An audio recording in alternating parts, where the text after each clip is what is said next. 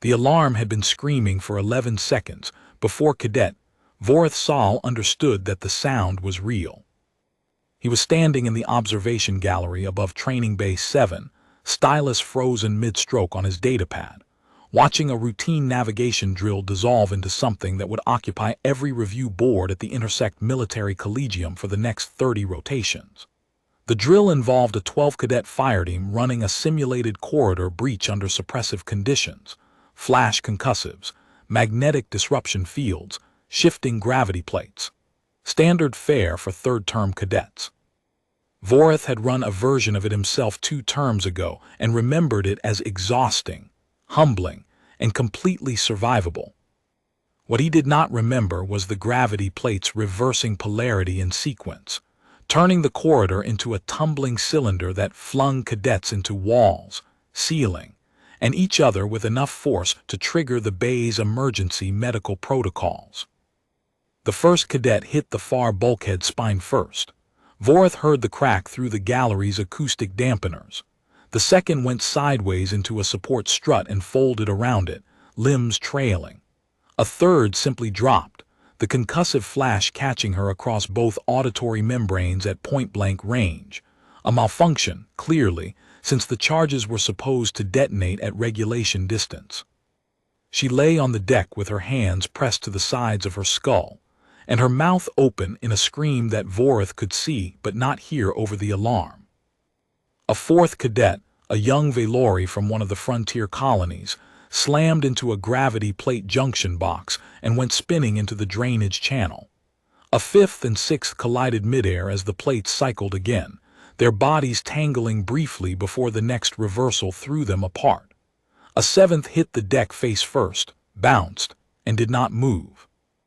An eighth curled into a hardening reflex so complete that the cadet became a dense armored sphere rolling across the floor with the gravity shifts, colliding with walls and equipment like a billiard ball. 11 cadets went down in the space of 40 seconds. The 12th was the human. Vorth had noticed him before the drill began. It was difficult not to. Cadet Marin Calloway was the only Terran in the third-term cohort, a lean man in his mid-20s with close-cropped dark hair and the kind of unhurried posture that read, to Vorth's Thessari eyes, as either supreme confidence or profound indifference. Vorth had watched him in lectures, in the refectory, in the physical conditioning halls. Calloway moved through the collegium the way water moved through a filter, without resistance, without complaint, without any visible expenditure of energy beyond what the moment required. He did not seek attention. He did not avoid it. He simply occupied the space assigned to him, and performed the tasks assigned to him, with a steadiness that Vorth's Thessari brain found simultaneously unremarkable and impossible to stop analyzing. When the gravity plates went wrong, Calloway was mid-stride at the corridor's second junction. Vorth watched him stumble, catch the edge of a bulkhead reinforcement with one hand, and pull himself flat against the wall as the floor became the ceiling became the floor again. His boots left the deck. He floated for half a second, then the plates reversed again and slammed him down hard enough that Vorth winced. Calloway's knees buckled. His palm hit the deck. He was up again before the next cycle. He did not scream. He did not freeze. He moved. While 11 cadets lay broken or dazed across the corridor's 30-meter length, Calloway crawled to the nearest fallen cadet, a Valori named Tenek, whose lower right leg was bent at an angle that legs do not bend, and braced him against the wall, using his own body as a shield when the next concussive charge detonated. The charge blew Calloway sideways. He rolled, came up, and crawled back to Tenek. The alarm screamed. The gravity plates continued their malfunction cycle. Calloway stayed. Then Vorth watched the human do something he had not anticipated. Instead of simply holding Tenek's position, Calloway looked down the corridor, a controlled, deliberate scan, head turning left, then right, and began moving again. Not away from the danger, toward it. Toward the Keithrani cadet who lay motionless near the corridor's midpoint, hands over her auditory fronds, her body curled into the smallest shape her species could manage. Calloway reached her. He pulled her against the wall on the opposite side from Tenek. The gravity reversed again and launched him upward. His shoulder hit a ceiling conduit. He dropped back to the deck, caught himself on one hand and used the other to keep the Keithrani cadet from sliding into the open corridor. 2 cadets, 1 human. The gravity plates did not care. The bay's emergency shutdown engaged 14 seconds later, which meant the total duration of the malfunction was approximately 55 seconds. In that time, Vorth counted 7 serious injuries, 4 cases of acute sensory trauma, and 1 cadet, a Dren named Kelleth Vorn, who was not moving at all when the medical teams arrived. Calloway was the only cadet standing when the doors opened. He was also bleeding from a gash above his left eye, favoring his right leg, and holding Tenek's fractured limb in place with both hands and a strip of fabric torn from his own uniform sleeve. When the medics reached him, he said something Vorth couldn't hear, then pointed down the corridor toward Kelleth Vorn. The medic hesitated. Calloway said something else, more firmly, from the set of his jaw, and the medic turned and ran toward the Dren. The human had just redirected his own medical attention to another cadet. He stepped back and watched the medical teams deploy across the corridor. Then he walked, limping but walking, to the corridor wall, leaned against it and closed his eyes. His chest was heaving. Blood ran from the gash above his eye in a thin line that followed the contour of his cheekbone, pooled briefly at his jaw, and dripped onto the collar of his uniform. He did not wipe it away. That was the moment Vorth decided he would find out what had happened. Not what had gone wrong with the gravity plates. The engineering review would handle that. He wanted to know what had happened to Cadet Marin Calloway in the 55 seconds between the first malfunction and the emergency shutdown. He wanted to know why the human had moved when everyone else had stopped. And he wanted to know why, in the final 14 seconds, Calloway had moved not once but twice, toward 2 different cadets, in 2 different positions, under conditions that were actively trying to kill him. It was not an academic question. It was the question that would keep Vorth awake for the next 8 days. The formal investigation began within the hour. Collegium Director Prithai Sen convened an incident review panel comprising 3 senior instructors, 2 engineering specialists, and a medical liaison. Vorth was not on the panel. He was a 4th-term cadet in the tactical analysis track, which meant he had exactly 0 authority to investigate anything. What he had was access to the observation gallery's recording archives, a privilege of his track, and a Thessari's ingrained compulsion to understand sequence and causation. Thessari do not process events the way most species do. Where a Velori might feel an event and react, or a Dren might catalog an event and file it, a Thessari disassembles an event into its sequential components and cannot rest until the sequence is complete. It is not curiosity in the way other species use the word. It is closer to a biological need.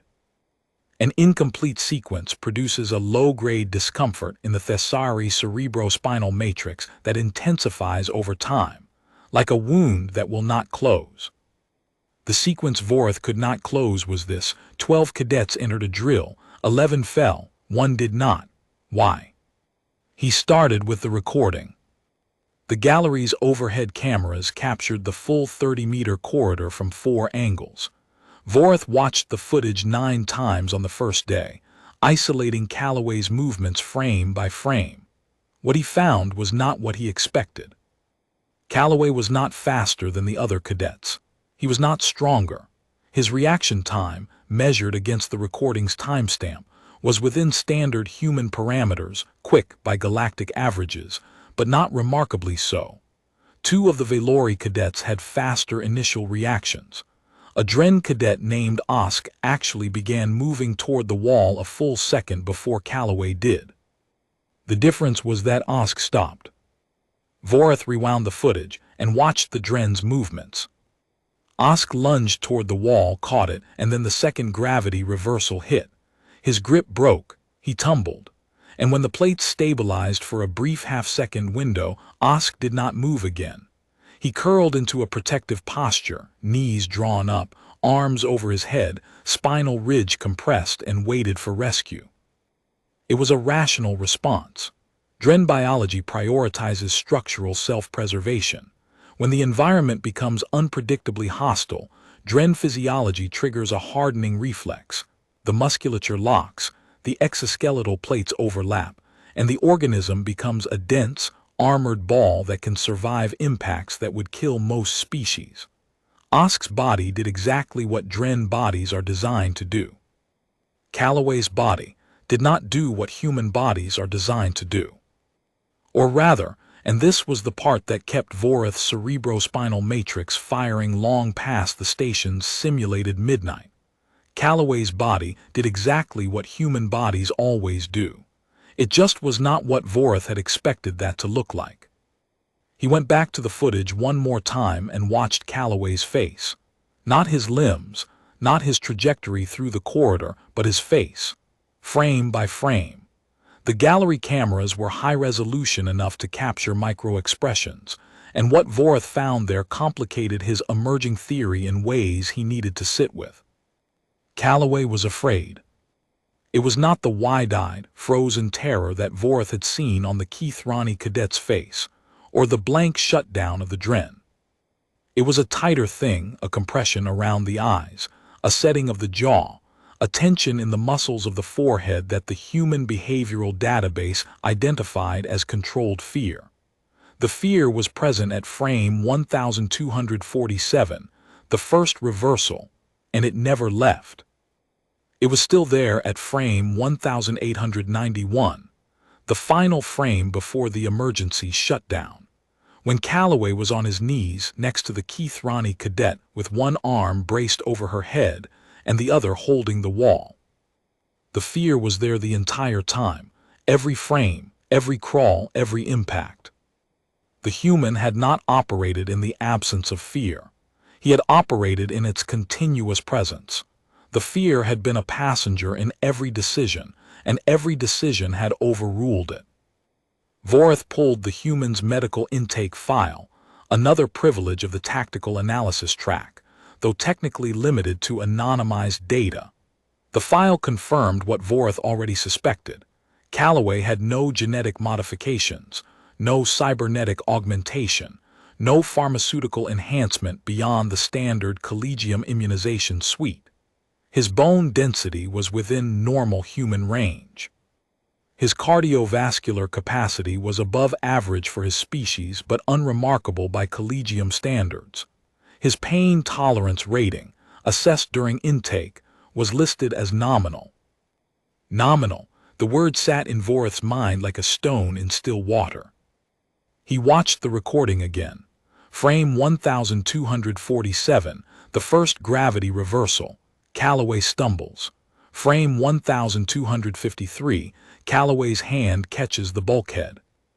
Frame 1261, second reversal, Calloway's feet leave the deck. Frame 1264, Calloway's body hits the ceiling, which is now the floor, and his right knee impacts a conduit housing. The biometric overlay shows a pain spike that would have triggered automatic medical alert on most species monitoring systems. Frame 1266, Calloway is moving again. 2 frames. At the recording's capture rate, that was less than 1/10 of a second between impact and renewed motion. Voreth compared this to the other cadets. The fastest recovery among the remaining 11 was Tennick, who took 9 frames, nearly half a second, to resume movement after his first impact. The slowest was the Grethian cadet, who never resumed movement at all. The average across all non-human cadets was 14 frames. Calloway's recovery time was not just faster, it existed in a different category. The other cadets recovered. Calloway simply did not stop. Voreth pulled up the biometric overlays for every cadet in the corridor and laid them side by side on his screen. 11 traces showed the same basic pattern: initial spike, then plateau, then decline into either unconsciousness or defensive stasis. Calloway's trace showed something different. His stress hormones spiked at the first impact and then stayed elevated, not climbing toward panic, not declining toward shutdown, but holding at a sustained peak that the medical reference database flagged as combat operational. His heart rate stabilized at 162 beats per minute and did not deviate by more than 4 beats for the remainder of the incident. 162 for 55 seconds while crawling through a tumbling corridor with a fractured kneecap. Vorath added a note to his analysis file. Distinguish between fear suppression biological, some species lack the capacity for sustained fear response, and fear override volitional. The subject experiences fear and acts contrary to its directives. Callaway exhibits the latter. Duration of sustained override, 55 seconds minimum. Duration may be significantly longer. The biometric data suggests elevated fear markers for up to 40 minutes post-incident. 40 minutes. The human had been afraid for 40 minutes after the danger ended. His body had continued to pump stress chemicals long after the gravity plates were stable, and the medics were working and the corridor was safe. And in those 40 minutes, Callaway had redirected his own medical attention to Kenneth Vorn, walked to the wall under his own power, and waited standing until the last injured cadet had been evacuated. He had been afraid while doing all of it. The fear had not stopped him from doing any of it. That was the gap Vorath was trying to understand, not the absence of limitation, but the decision to act as though the limitation did not apply. On the second day, Vorath sought out Instructor Den Parath. Parath was the drill supervisor who had been in the control booth when the malfunction occurred. He was a senior Valori combat instructor with 42 terms of teaching experience and a reputation for precise, measured assessments that never said more than the data supported. He was also, Vorath knew, the instructor who had originally opposed Callaway's placement in the third-term cohort on the grounds that humans were structurally underprepared for the Collegium's operational tempo. Vorath found him in his office, reviewing the same footage Vorath had been watching. The office was spare.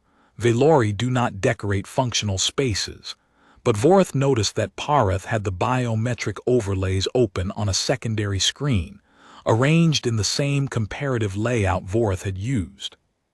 The instructor had been asking the same questions. "Cadet Saul," Parath said without looking up. His tone carried the specific Valori inflection that meant he was not surprised. "You want to discuss the Terran?" "I want to understand the sequence," Vorath said. 11 cadets responded to the malfunction according to their species' baseline stress protocols. 1 did not. I cannot close the sequence without understanding why. Parath's secondary eyelids flickered, the Valori equivalent of a dry smile. "You've reviewed the footage." 9 times. "Then you've seen what I've seen." Parath leaned back. His chair, adjustable for 7 different species skeletal configurations, creaked under his weight. The human's body took damage consistent with a level 3 training incident. His right patella sustained a hairline fracture at frame 1264. His left shoulder was partially dislocated at frame 1298 when the concussive charge detonated at close range. He had a laceration above his left eye, frame 1312, impact with a wall bracket that required 11 sutures. His cortisol and adrenaline levels, measured by the corridor's biometric sensors, were at the upper boundary of human stress response. And he continued operating. Parath's tone was flat, measured, the way Valori speak when they are being very careful about what they are saying. "I have supervised 1,143 drills at this Collegium, Cadet Saul. I have seen cadets perform above their expected parameters. I have seen cadets access reserves they did not know they possessed. What I have not seen, in 42 terms, is a cadet sustain a hairline patella fracture and then crawl 30 meters across a malfunctioning gravity corridor to stabilize another cadet's compound limb fracture while simultaneously shielding a third cadet from concussive detonation. You said you opposed his placement. Parith's secondary eyelids closed fully. A long pause. I did. Based on what assessment? Based on 27 standardized metrics. Humans score below the third-term threshold on 14 of them, below the second-term threshold on 6, below the first-term threshold on 2, specifically radiation tolerance and ambient pressure adaptation. On paper, Cadet Calloway should not have survived the first-term conditioning sequence, let alone reached the third-term operational rotation. And yet he is here. And yet he is here. Another pause, and I am revising my assessment. Vorth waited. The Thessari compulsion to complete a sequence made him patient in ways other species sometimes mistook for passivity. I opposed his placement, Parith said carefully, because I believe the Collegium's training was designed to produce results through optimization. Every drill, every exercise, every assessment is calibrated to identify peak performance parameters and push cadets toward them. The system finds what you are best at and makes you better at it. Humans are not optimized for any single parameter we measure. They are not the fastest, the strongest, the most durable, the most perceptive. On every individual metric, at least 3 other species in the current cohort exceed them. But the malfunction was not a metric. Parith looked at him then. No, he said, it was not. On the 3rd day, Vorth interviewed the cadets. Tenek was still in the medical ward, his lower right leg immobilized in a regeneration sleeve that hummed faintly with cellular repair frequencies. He was a Velori, same species as Parith, though younger and less guarded. When Vorth asked him about the malfunction, Tenek's recollection was fragmented. Pain, disorientation, the sensation of falling in multiple directions simultaneously, and then a hand on his chest pushing him against the wall. I could not see clearly, Tenek said. The flash charges had disrupted my primary visual cortex. I was operating on thermal imaging only. I saw a heat signature moving toward me, human spectrum temperature which is higher than ours, and then I felt pressure on my leg. He was holding it together. The bone, my tibia, was exposed. The skin had separated. I could feel the edges grinding when the gravity shifted, and he was holding it in place with his hands. His bare hands, through the torn fabric of his uniform. Tenek's secondary eyelids performed a rapid flutter, distress memory, something Vorth filed as shame. I am Velori. I should have been the one assisting. My training, my species, we are supposed to function under traumatic conditions. But my body had entered disengagement protocol.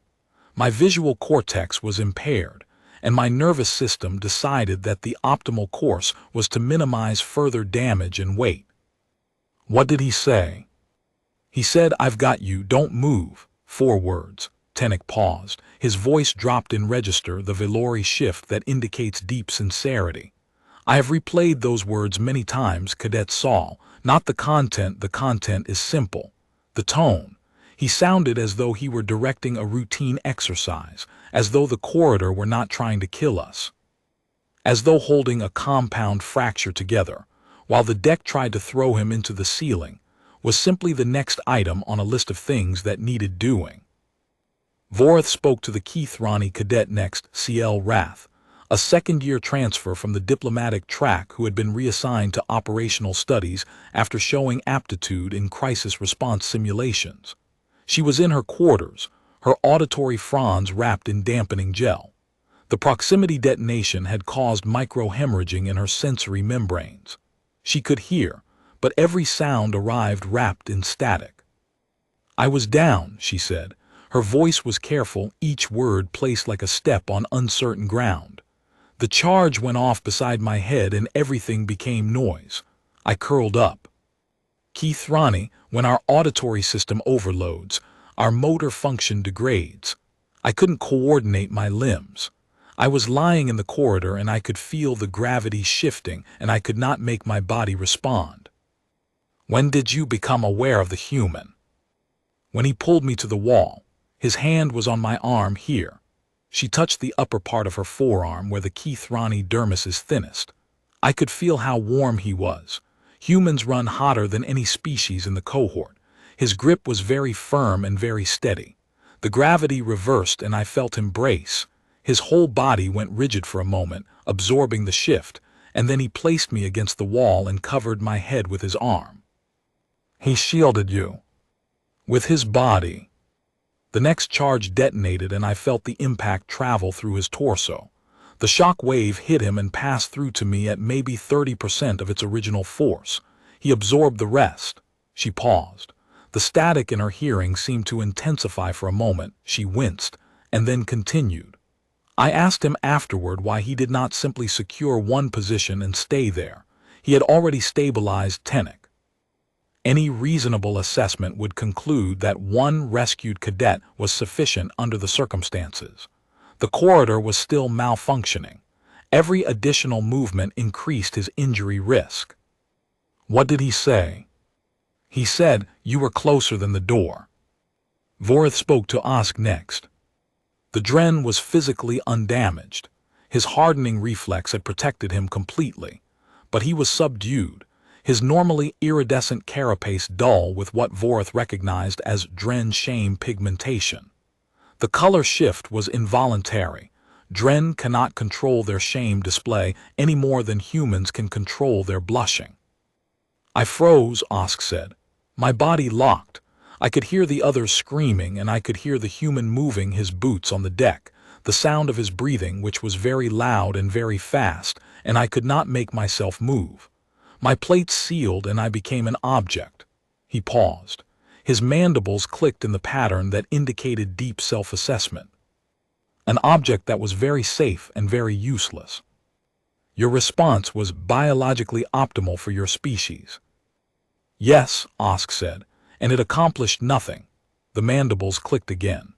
I have been at this collegium for 3 terms. I have completed every drill within acceptable parameters. My hardening reflex has protected me from 78 simulated impacts, 4 real concussive events, and 1 accidental decompression. I have never sustained an injury that required more than surface treatment.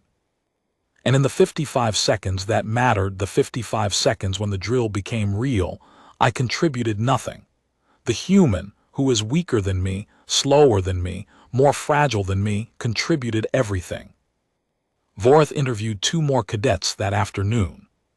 A Grethian named Sar Paul, who had been near the corridor's entrance and escaped with minor bruising, confirmed that she had seen Calloway moving toward the wounded but had not attempted to follow. My nervous system had already initiated pain avoidance sequencing, she said. I was aware that the human was moving and that I was not. I could not reconcile the 2 facts. My body was telling me that movement equaled damage. His body was telling him the same thing. The difference was that he did not listen.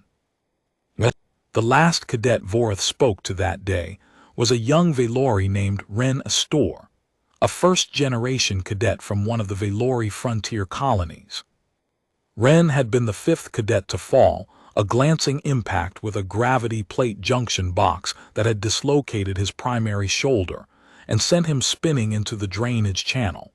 He had landed face down and stayed there, his disengagement protocol activating within 3 seconds. I was conscious the entire time, Ren said quietly. His primary shoulder was immobilized in a regeneration harness. I could feel the vibrations through the deck, the gravity cycles, the charges detonating, cadets hitting surfaces.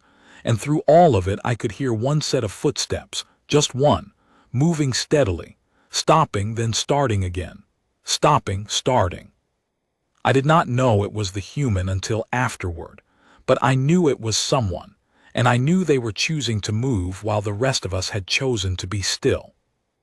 Did that knowledge affect your decision to remain in disengagement? Ren's secondary eyelids flickered. It did not affect my decision, Cadet Saul. It affected my understanding of what decisions were possible. I had genuinely believed, that biology was the final authority. That when your body says stop, you stop, because the body's judgment is faster and more reliable than the conscious mind. The human's footsteps taught me that biology is advice, not law. I do not know if I can learn to override it. But I know now that overriding it is not impossible. On the fourth day, Vorath obtained the engineering report. The gravity plate malfunction had been caused by a cascading firmware error in the corridor's environmental control matrix.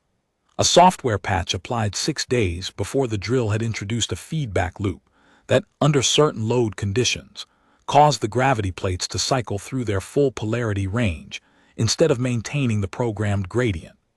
The probability of this specific failure mode occurring during a drill was calculated at 0.003%. It had never happened before. The engineering team classified it as a freak occurrence and recommended a full firmware rewrite. The report also noted that the concussive charge's proximity sensors had been affected by the same firmware error, causing 3 of the 8 charges to detonate at reduced standoff distances. This accounted for the auditory trauma suffered by CL Wrath and the additional impact damage sustained by several cadets who were already down. The report concluded with a sentence Vorath read 3 times. The malfunction created conditions significantly exceeding the drill's designed stress parameters. Cadet injuries were consistent with an uncontrolled environment rather than a training exercise. An uncontrolled environment. The drill had stopped being a drill and become something real. And in that transition, in the fraction of a second between training and survival, every cadet's programming had been tested against something their programming was not designed to handle. 11 cadets had responded with their species answer: lockdown, curl freeze, shield, disengage. Wait for rescue. 1 cadet had responded with a different answer entirely. On the 5th day, Vorath pulled the Collegium's historical training data. He was looking for precedent, any prior incident where a cadet had sustained significant injury during a malfunction and continued to operate. The database contained records for the last 112 terms. Vorath ran a query for continued operation following injury during equipment malfunction and received 17 results. He read all 17. 14 involved species with pain suppression biology, Grethians, whose nervous systems can selectively deactivate pain signals. A Thessari who had overridden the pain response through sequential processing compulsion long enough to complete an evacuation, and 2 Velori who had maintained function through trained discipline rather than biological override. The remaining 3 involved humans. Vorath read those 3 reports with particular care. In each case, the pattern was the same. A training malfunction created conditions that exceeded the drill's parameters. The human sustained injuries that should have produced incapacitation, and the human continued operating. In one case, a human cadet with a broken collarbone had carried an unconscious Grethian cadet 400 meters to a medical station. In another, a human with second-degree burns across her left arm had manually overridden a jammed airlock to prevent a compartment breach.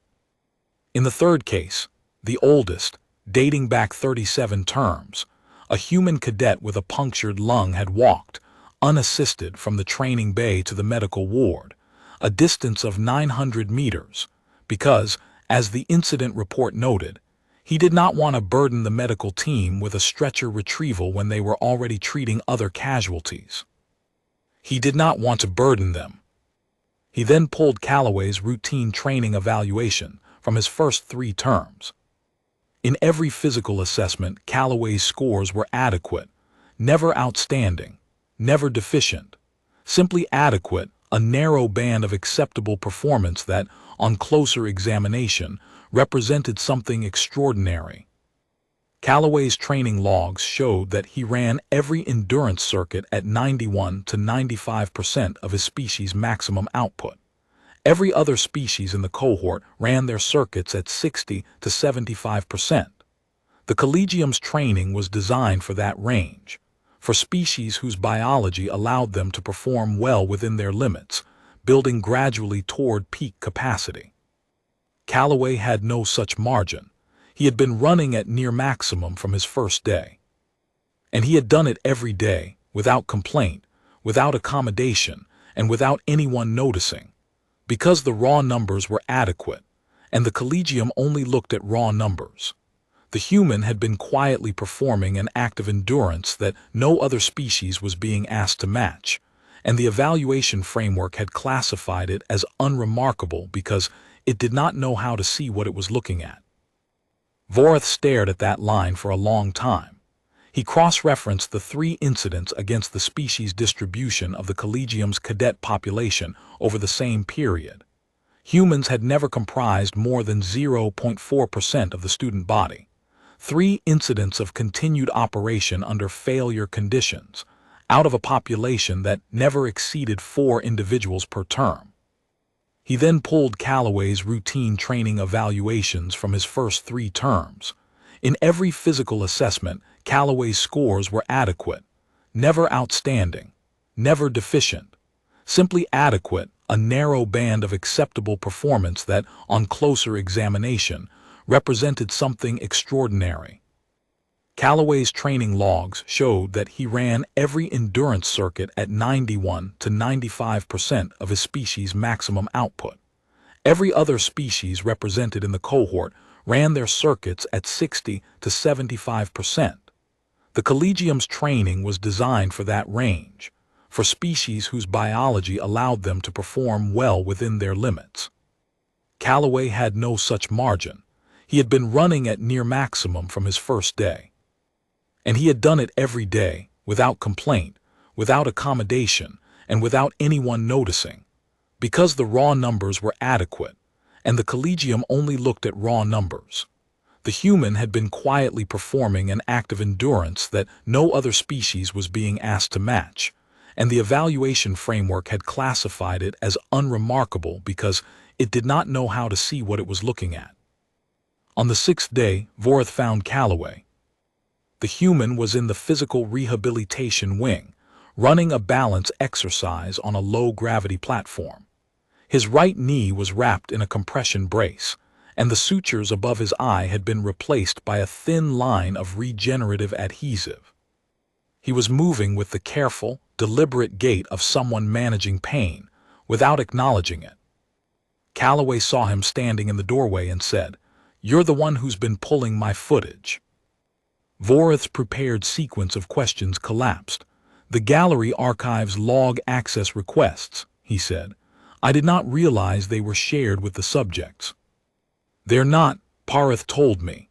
Calloway stepped off the platform, retrieved a towel and pressed it to the back of his neck. He said a Thessari cadet had watched the recording 9 times and interviewed 5 people. He thought I should know. A pause.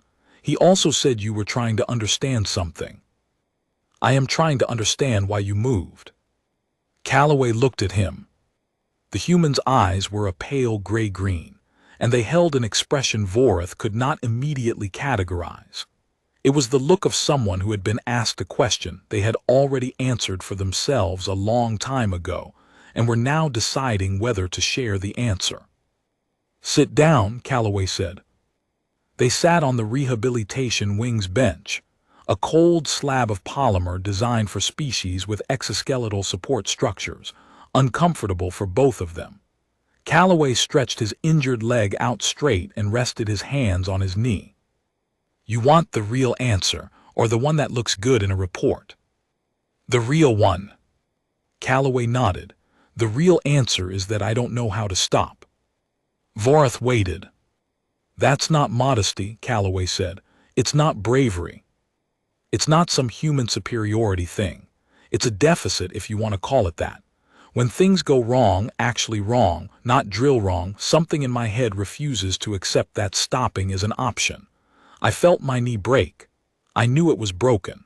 My body registered the injury, cataloged it, and then moved on to the next problem, which was that Tennick's leg was in pieces and no one was helping him. You were injured. You moved toward another injured cadet, and then you moved toward a third. Ciel was between me and the corridor exit. Moving toward her was moving toward safety. I just picked her up on the way." His mouth twitched, a micro-expression Vorath had learned to read as human understatement. The corridor footage showed that Ciel's position had been 7 meters further into the danger zone, not between Calloway and anything resembling safety. The human was rewriting the geography to make his actions sound less extraordinary. Your pain response did not override your decision-making. My pain response was screaming at me to lie down and not move. Every nerve I had was telling me the exercise was over, the situation was beyond my control, and the correct response was to wait for someone with better equipment and more authority to arrive. Calloway paused. His hand went to the adhesive line above his eye. I heard all of that, and then I crawled to Tennick anyway. Why? The human was quiet for a long time. The rehabilitation wing hummed around them, the low drone of gravity calibrators, the distant beep of a medical monitor, the soft click of the platform resetting its balance parameters. Because he was hurt and I wasn't dead, Calloway said finally. That's the whole calculation. On Earth, that's the whole calculation. You're not dead, someone needs help, you move. It doesn't matter if you're injured. It doesn't matter if the environment is hostile. It doesn't matter if the situation is beyond your training, your capability, or your pay grade. You're not dead, so you move. He looked at Vorath, and his expression shifted to something that might have been amusement. I pulled the Collegium's historical data, Vorath said. 3 prior incidents involving humans who continued operating past the point of expected incapacitation. One walked 900 meters on a punctured lung, because he did not want to inconvenience the medical team. Calloway's mouth twitched again. That sounds about right.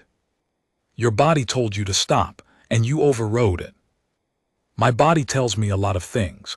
I override it constantly. Every human does. We override hunger, fatigue, fear, pain, not because we don't feel them, but because we decided a long time ago as a species that what we feel is not the same as what we do. Feeling pain is involuntary. Stopping is a choice. Vorath felt the sequence begin to close. Not completely, there were still gaps, but the central thread was drawing taut. The question was not about speed, strength, or durability. It was about the gap between sensation and action, and the human capacity to drive a decision through that gap like a wedge. Instructor Parith believed you were underprepared for the Collegium, Vorath said. He was right. Calloway's voice carried no resentment. I am underprepared. On every drill, every exercise, every physical assessment, I am operating at the edge of what my body can handle. Valori cadets run the endurance course at 60% capacity. I run it at 93. Dren cadets absorb concussive impacts without structural damage. I bruise, I bleed, I fracture. Every day I am here. I am closer to my limits than anyone else in the cohort. And yet you are here. And yet I am here. Calloway flexed his injured knee slowly, testing the range. Pain crossed his face, brief, acknowledged, dismissed.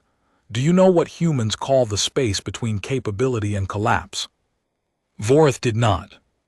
Tuesday. Vorath's secondary data cortex, the Thesari structure responsible for pattern recognition, fired. The human had made a joke. It was small, dry, and precisely calibrated to diffuse the weight of what he had just said without undermining it. I have one more question, Vorath said. Go ahead. The drill malfunctioned. The exercise became something it was not designed to be.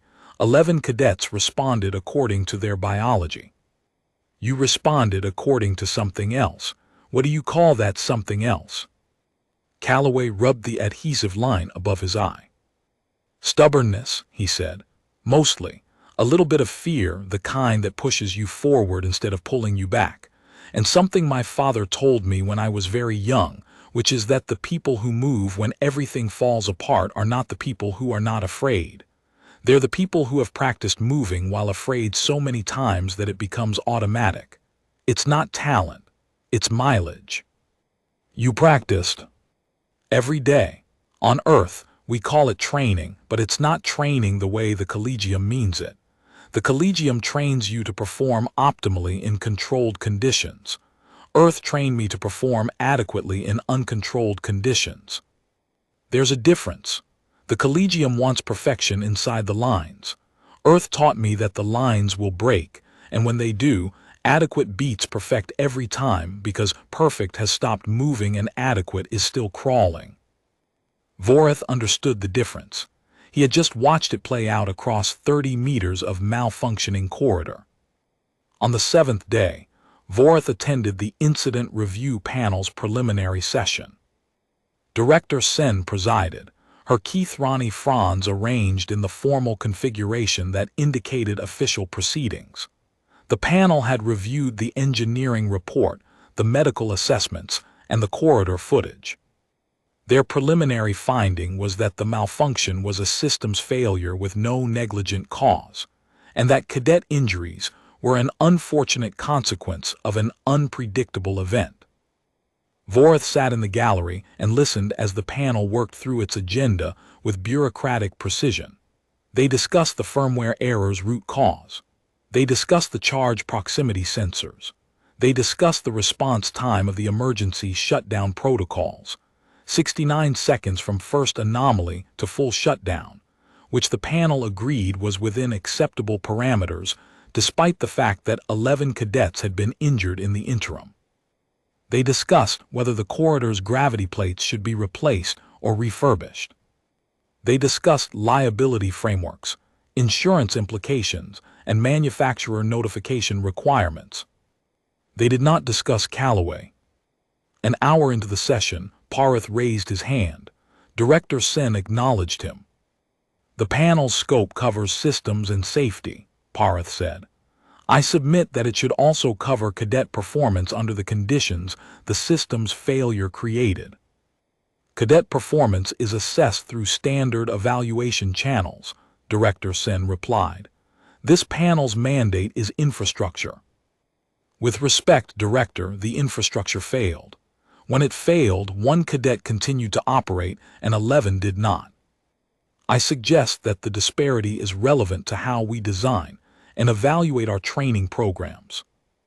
The silence that followed was the kind Voreth had learned to recognize. The silence of people who have heard something true and are deciding whether to acknowledge it. "Noted," Director Sen said, "but outside our terms of reference, you may submit a separate recommendation through faculty channels." Parith sat down. His secondary eyelids were fully closed, the Velori expression closest to frustration. Voreth watched the panel continue for another 30 minutes. Kelleth Vorn was still in the medical ward with a spinal compression injury requiring 6 weeks of regeneration therapy. The panel discussed the cost. They did not discuss the fact that Kelleth Vorn had been lying 8 meters from a conscious, mobile human who might have reached him if the shutdown had taken 10 seconds longer. There were things the panel could measure and things it could not. It was measuring the things it could. After the session, Voreth approached Instructor Parith in the corridor outside the hearing chamber. "The panel will not address it," Parith said before Voreth could speak. "No." "Then I will." Parith stopped walking. "I have spent 42 terms teaching cadets to optimize, to find their species peak and push toward it. The entire Collegium is built on that principle. What the human did in that corridor does not fit inside that principle, and pretending it does, or ignoring it because it doesn't, would be a failure of my duty as an instructor." "What is your assessment?" The Velori instructors' secondary eyelids performed their slow closing and opening cycle. "My assessment is that the Collegium's evaluation framework does not have a category for what Cadet Callaway did. We measure speed, endurance, tactical acuity, technical proficiency, stress tolerance, and cooperative function. Callaway scores within acceptable range on all of these. He does not excel at any of them. On paper, he is a median cadet." "On paper." "On paper," Parith's voice dropped half a register. "What we do not measure, what I am not certain we know how to measure, is the willingness to continue operating past the point where operating should not be possible. Every species in this Collegium has a threshold, a point where biology overrides volition. Dren lock, Velori disengage and preserve. Keithrani enter sensory withdrawal.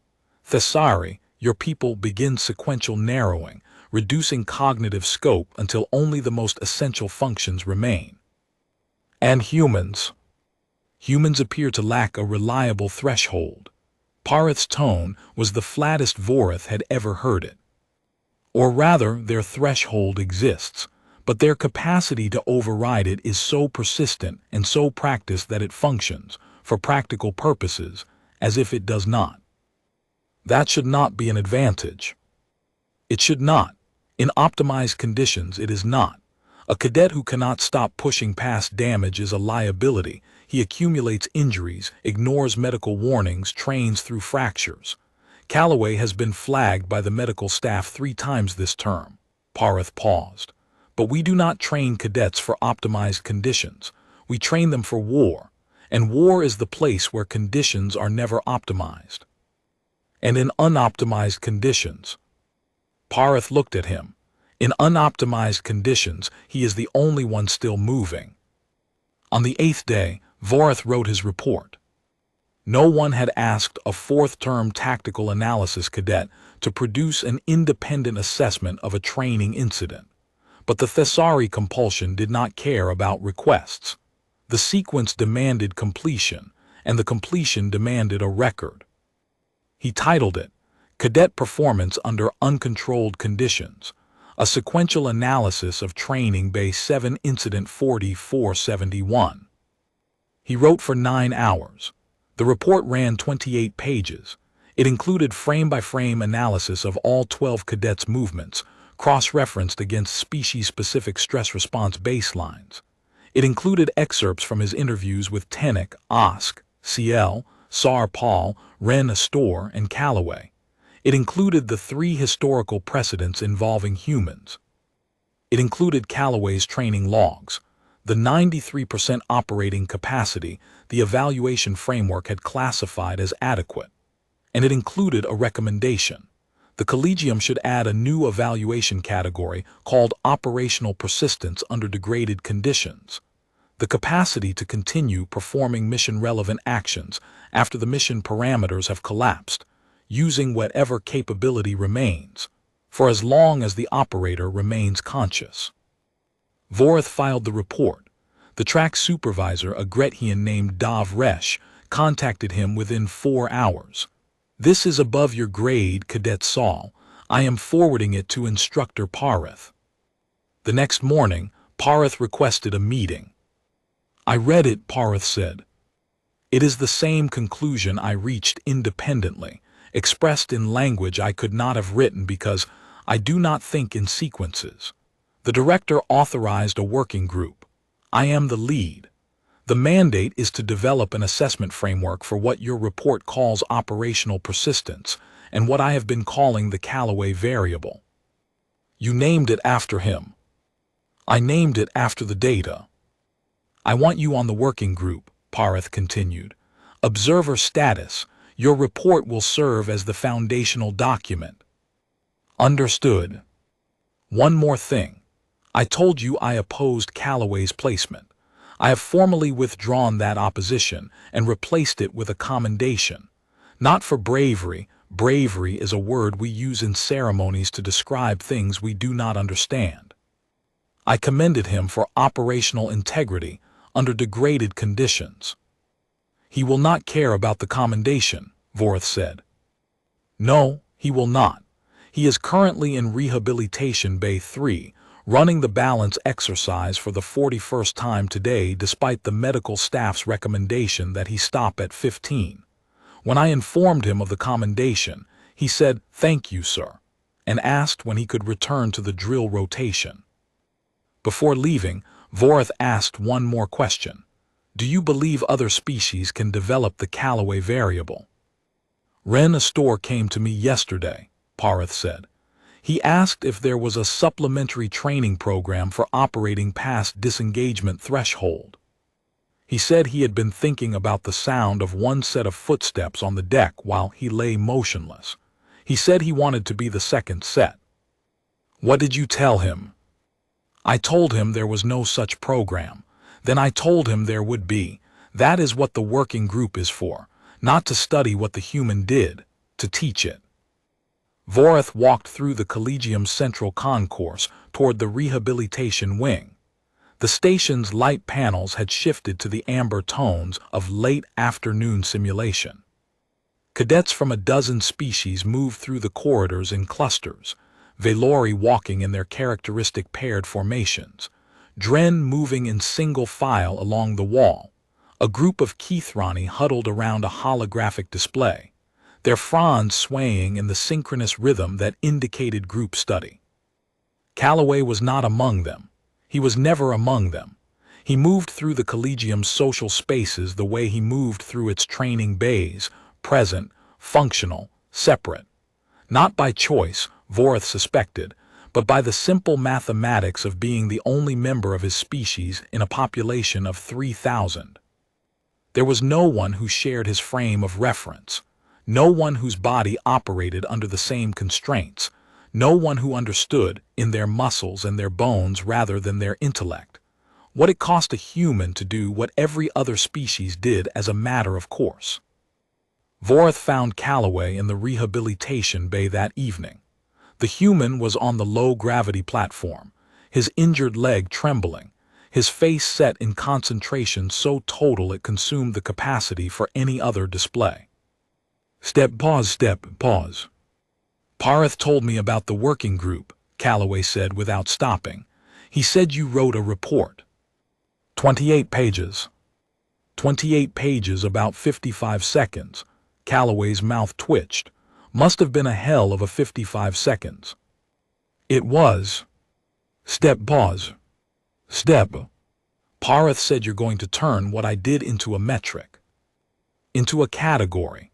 Something the Collegium can measure and develop in all cadets, regardless of species. Calloway stopped. He stood on the platform, balanced on his good leg, and looked at Vorth with an expression the Thessari had not seen before, something open and unguarded, like being seen. You want to teach other species to override their biology, Calloway said. I want to teach other species that overriding their biology is possible. Calloway was quiet. He shifted his weight and winced. The fatigue was written in the tremor of his hands, the pallor beneath his skin. I want to tell you something, Calloway said. I was not always like this. When I was 18, first year of military training on Earth, I froze. A building collapsed during an urban exercise. Simulated, but the debris was real. A beam came down and I froze. Stood there with my hands at my sides while 3 other cadets pulled people out. I didn't move for 45 seconds. Vorth's data cortex registered the symmetry. 45 seconds of freezing, 55 seconds of moving, 2 numbers separated by 7 years. What changed? Training changed, not the kind the Collegium does. The kind where they put you in situations that break your freeze response over and over until your body learns a new default. They don't remove the fear. They don't suppress the pain. They teach your nervous system that movement is safer than stillness, even when every instinct says otherwise. It takes years, hundreds of repetitions, and it never fully takes. The freeze impulse is always there underneath. You just learn to move faster than it can activate. The 41 repetitions of the balance exercise. Calloway looked at him sharply. The medical staff recommended 15. You have done 41. You are not failing to comply with recovery. You are training. You're good at this. I am Thessari. Sequences are what I do. Yeah, that's exactly what I'm doing. Every repetition is a conversation with my nervous system. I'm telling it, the knee is damaged and we are still moving. Over and over until the body accepts it as baseline rather than emergency. He stepped back onto the platform and resumed. Step, pause. You know, he said, on Earth, we have a word for the kind of person who watches someone do something unreasonable and then writes 28 pages explaining why it was the most rational thing in the room. What word? Ally. Vorth filed the word. He would add it to his lexical database later, cross-referenced against the Thessari concept of Teth-Rasal, the one who makes the incomplete sequence whole. The Thessari concept was older and more formal. The human word was warmer, less precise, more voluntary. An ally was someone who chose to. With humans, choice was always the operative word. Tenek asked about you, Vorth said. He wanted to know the name of the cadet who held his leg together. Did you tell him? I did. Calloway nodded. He did not ask what Tenek had said. What Tenek had said, quietly, with the careful formality of a Valori expressing a debt he could not repay, was, "Tell Cadet Calloway that his hands were the steadiest thing in that corridor, including the walls." The human did not need to hear it. He had not done what he did for acknowledgement or commendation or a 28-page report. He had done it because someone was hurt and he was not dead. That was the whole calculation. They sat in the rehabilitation bay as the light panels dimmed toward the station's simulated evening. Calloway continued step, pause, the 41st repetition bleeding into the 42nd, the 43rd, the 44th. The knee trembled. The brace darkened with sweat. The human did not stop.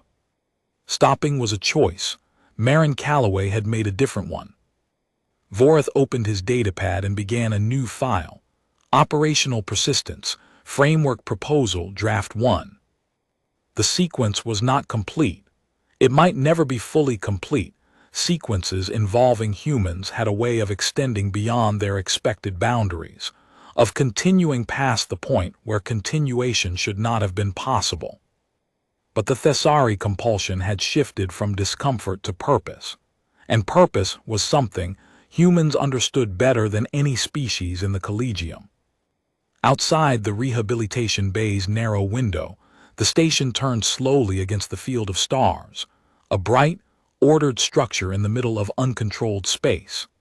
Inside, a human with a broken knee practiced the same step for the 45th time, and a Thessari wrote the first line of a framework that would change what the Collegium measured, what it valued, and what it expected of every cadet who walked through its doors. The exercise was not repeated because Calloway enjoyed it. It was repeated because repetition was how humans metabolized damage, not by avoiding it, not by waiting for it to heal, but by moving through it so many times that the body learned to carry it forward. 46. 47. The Thessari wrote, the human moved, the station turned.